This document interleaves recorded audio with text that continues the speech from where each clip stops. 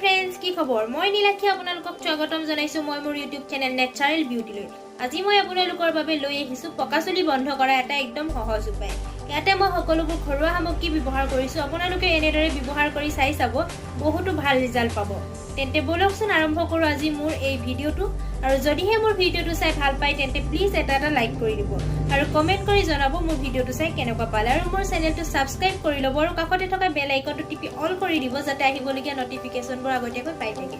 তেন্তে বলক আৰম্ভ কৰো আজিৰ ভিডিওটো আমাক প্ৰথমতেই লাগিব অলপমান নৰসিংহৰ পাত এই নৰসিংহ পাতখিনি মই আগতীয়াকৈ ধুই লৈছিলো ধুই পিনে পানীটো নিয় হ'বৰ কাৰণে অলপ টাইম থৈ দিছিলো তাৰ পাছতে মই লৈছো অলপমান তিল তেল আপোনালোকে তিল তেল নাথাকিলে নাৰিকল তেল নহলে বা মিঠা তেলো ব্যৱহাৰ কৰিব পাৰে তাৰ পাছতে মই এই নৰসিংহ পাতখিনি অলপমান পিচি লম একদম মিহিকৈ নহয়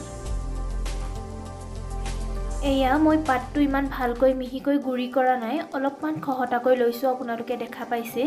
আপোনালোকে ইচ্ছা কৰিলে ইয়াক মিহিকৈও পিচি ল'ব পাৰে নহলে এনেদৰেও ৰাখিব পাৰে এতিয়া মই ইয়াতে মিক্স কৰি দিম তেলখিনি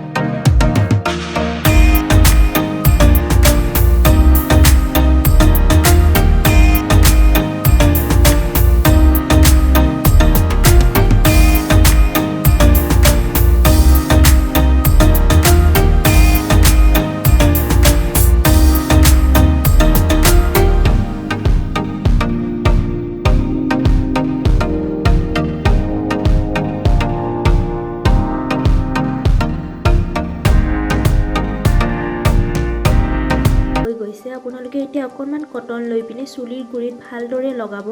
লগাই পিনে 5 মিনিট মান সময় ভালদৰে মাসাজ কৰি ল'ব চুলিটো পাতটো লগাব লগাই 2 ঘণ্টামান সময়ৰ পাছত চুলিটো শ্যাম্পু কৰি ভালদৰে ধুই দিব